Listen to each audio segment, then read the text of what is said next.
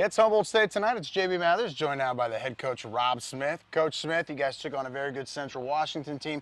Too many mistakes by your Jacks, but you saw where you need to be, and you guys maybe aren't as far as you thought. What were your thoughts on Saturday night's game? I thought defensively we came out and played with great intensity, really from start to finish, against one of the very best offenses in Division II, and so our defense certainly took a step forward. And you see some young players. You see Michael Lynch. He had 16 tackles. Big game. Guy Riccadulli, another just seems to be in the right spot Another at the right turnover at time. the office. How about that? And both sophomores, and they really have emerged as the leaders of that defense. So. Certainly a lot of positives there. Really pleased with our front four that we were finally able to get some pressure on obviously a very, very good quarterback in Mike Riley. The flip side of that is offensively we continue to struggle. And it's not through lack of hard work on behalf of all the coaches on the offensive side and behalf of the players, but we've got to find ways to eliminate mistakes and continue some drives and get those drives into the end zone. We're just not doing that often enough right now. Well, with that said, let's go to the email portion of the show and bring in Email Hand. Thank you, Hand. All right, Brad B. in Ferndale would like to know, and they know their football down in Ferndale. They do know their football in Ferndale. Two-part question. One, why did you go with Garrett Hubrick over Brian Hildebrandt when you made a quarterbacking change? And then the follow-up, of course, with that, who will start a quarterback this weekend at Western Washington? What are we, about 2 Hand, minutes thank into you. the show here? And we Remember, got that it's question. Brad B. from Brad Ferndale. B, That is okay. not JB. All right, all right. My plan was to get Garrett Hubrick in early, I even told Mike Prue that after the first series that Mike would have one more and then Garrett would go in. The plan was not to continue with Garrett, but let's remember that Garrett Hubrick was our starter going into this season. Got off to a difficult start, had a concussion in the first quarter against Sac State. He has practiced extremely hard, and with our game plan, which was to throw short, throw quick, he's very good at that. That's one of his strengths, and so we're going to go with him. And I had hoped to get Brian Hildebrandt in at some point as well, but Garrett Hubrick came in. I think he was 12 of 13 in the first half or something like that. Correct. And based on that performance, we went with him throughout the second half, and I thought he played well. I really did. Certainly for someone who had not been on the field since the first couple possessions of the opener against Sac State. So it had nothing to do with Mike Prue coming in, throwing 2 interceptions. The first one was just a bad read. The second one, a slight overthrow that I thought the defensive player made a very nice play on. Brian Hildebrandt is still in the plan as well. And who starts this week? Yeah, that's the question. You'll have to wait and see. We're gonna let him compete in practice and kind of see where we're at and make that decision later on. Okay, let's talk about this week's game. You're at Western Washington, Alumni Day, Senior Day. For the folks who've been living in a closet for the past year, Coach Smith, the head coach there for 17 years, there for 19 years. He's in their Hall of Fame. He is Western Washington football. Now you're going back as the green and gold. You recruited most of these seniors. You're going to be on the opposing sideline. Talk about your emotions coming into this game. It's going to be a strange Saturday, to say the least, and we've got there's a lot of my former players that are coming back. I've received emails and phone calls from a number of them saying, hey, Coach, we're going to be there, and I'm working hard to get them to sit on the visitor side. We'll see if that happens or not, but aside from what it is for me and the fact that I was there and everything, it can't be about that. It's got to be about our football team. We're in need of a win. We've been against a good opponent in Western Washington, but we're going to go up there and certainly I'll have my own emotions tied up as far as standing on the visitor sideline when I spent 19 years on the home sideline and all. But we just got to make sure that it's a good trip for the Jacks and we go up there and find a way with our defense continuing to play the way they did on Saturday night and our offense finally, because I know it's there with our offense. I feel that it's coming.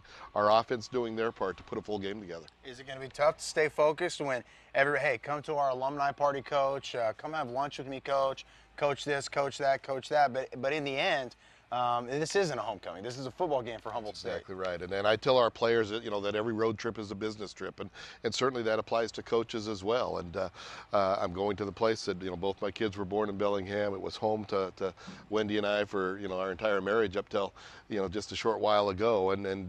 But again, we're not going back to visit. We're going back with a goal in mind of winning a football game, and that is my #1 priority and really the only thing that matters about this weekend. All right, as you're sitting there and you get ready to go, and everything's hunky-dory in Bellingham, and you're loved, and you've got this great tradition, and now you stepped away and you stepped up. You're starting over, taking on a new challenge. Are you still happy you made that decision, Coach? As you're only 2 wins, and obviously things are tough, but you knew that going into it, didn't you? I did. I came into this situation with my eyes open, and there are so many similarities between where we're at right now here at Humboldt State and where the Western Washington program was when I took it over back in 1989. And I had a plan then that proved to work, and I've got a very similar plan for Humboldt State. It's hard to be patient. Believe me, it's hard for me. I know it's hard for the fans, and we're not at all satisfied with being 2-6 at this point. We have high expectations, and regardless of who the opponent is every Saturday, our goal and our mission is to go out and find a way to win that game, and we've only done that twice this year. But I look back to when I started at Western, and we had programs that we looked at and said, we want to get to that level right there. It was Central Washington and Pacific Lutheran University actually at the time, and it took us a few years, but in our my first year, I inherited a good group of seniors. We won 7 games, which was the best record Western had in 35 years. Excuse me. Then once those seniors were gone, it was a building process of 3-6 and 5-3-1, and then we finally got to the playoffs in '92, our 4th year in the program, and that had everything I felt you needed. That program at Western, everything you needed to build a quality program. We have that here at Humboldt State. We've got tremendous facilities to help us recruit the best and the brightest that are out there to come to Humboldt State. We've got to get out and build those relationships with high school coaches, junior college coaches, to make sure that when they have qualified student athletes, that they think of Humboldt State, and then just continuing to do what it is we're doing, and that's building the right culture that allows you to be successful. All right, Coach, Central Washington, the team that was in town this weekend, obviously they're what everyone is striving for now out here on the West Coast Division 2. Now, you talked about the facilities. We've got that. We've got the right coaching staff, this and that. Now, also the people outside of the program, they need to do their part too. And to me, that means 24 scholarships.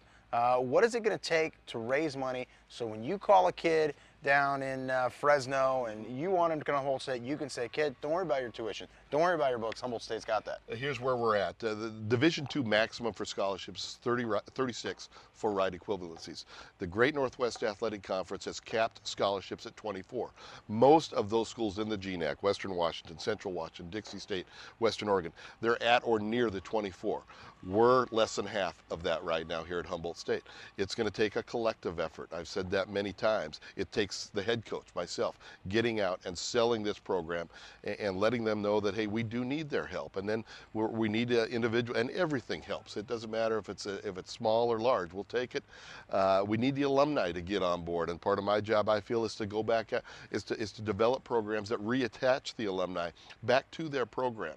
This program belongs to everybody, and it certainly belongs to those that represented this program, whether in the recent past or it's been a few years now. But they're doing that up at Western. I was part of getting that started there.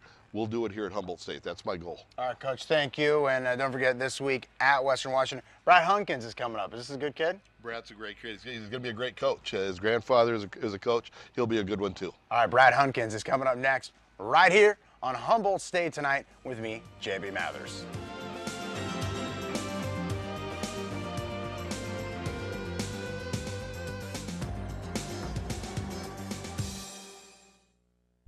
Miller Farms is a full-service nursery that's brimming with color. You'll find